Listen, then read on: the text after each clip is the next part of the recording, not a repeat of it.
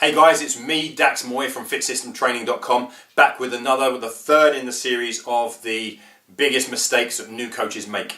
Okay, and this mistake is a very, very, very common mistake. Okay, it's nearly all personal trainers are making it. Pretty much most coaches that I've ever seen coaching make this mistake. Okay, it comes down to telling your clients what to do. Okay, telling your clients what to do. And you're probably scratching your head now thinking, but that's what they're paying me for. They want me to tell them what to do.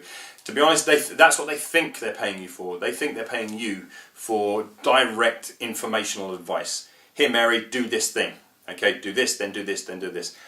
Look, the truth is, Mary already knows that eating Snickers bars and Mars bars is bad for her, right? She doesn't need a ton of dietary advice off you. And she already knows that sitting on her ass on the couch for 5 hours an evening is not the best use of her time if she wants a great body. She knows she's got to get on her feet and do some exercise. Now look, arguably she doesn't know the exact diet to follow and she doesn't know the exact training protocol, but there's a whole bunch of stuff that she does know.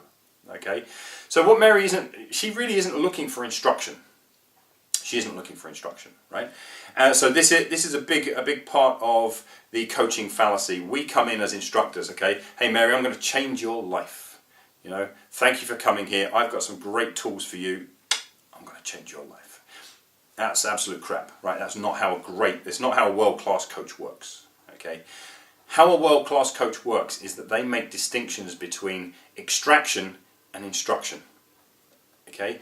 I would hazard a kind of thrown a random statistic out here, but I would say that the truly great coaches spend at least 90% of their time extracting feelings and thoughts and emotions and beliefs from their clients. Okay, extracting, and only about 10% of their time instructing. Okay, so let's just gain some clarity on this. Okay, when you extract, you're asking Mary. Okay, so Mary, so why do you think you failed in the past, or why do you think that's such an issue to you, or why do you think you've been struggling with that so much? And then Mary gives you her answer and says, well, you know, I think it's because I haven't really given it priority and set myself up enough time. Mary, that's really interesting. Why do you think this hasn't been a priority to you in the past? Why do you think you're struggling so much to put together enough time in your day or your week or your month to do this thing? She gives you your answer. You extract again and you extract again. Now what happens during this ongoing extraction process is that Mary is building her own story.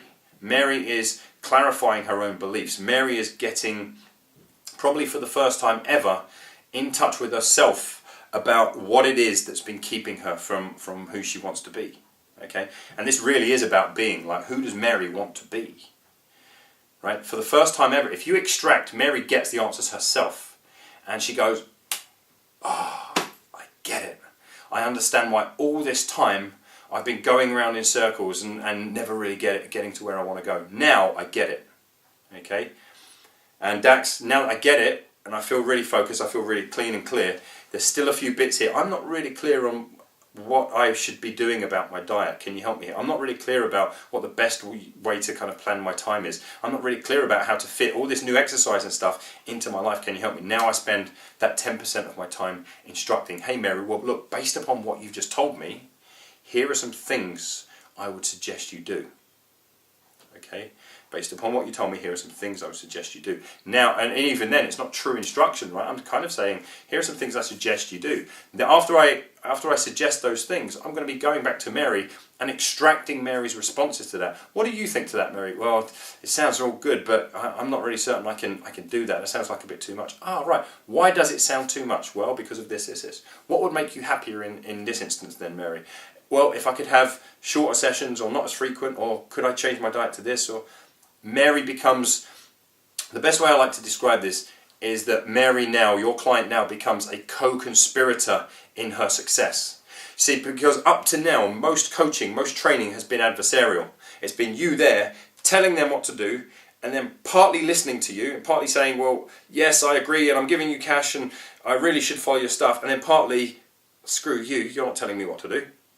Okay, and you know this. You know that a lot of training, a lot of coaching is adversarial because you're always in a kind of combat. You've told Mary a whole bunch of stuff she should be doing. She comes in, tells you that she hasn't done it. You feel a bit pissed off. You feel a bit aggravated. Is she serious? Does she really value my time? All of this stuff is going on in your mind, right? Because it used to go on in mine. Now that whole adversarial kind of concept has disappeared, because I spend my time mostly extracting and only partially instructing.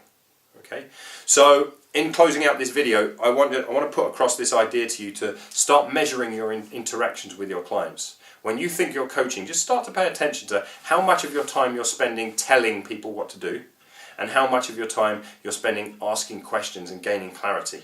Okay, and I would suggest, I really would venture, that if it's any more than about 80% in favour of extraction versus instruction, that you're probably instructing far too much. You're probably telling people what to do far too much, and that's where so much of your resistance is coming from.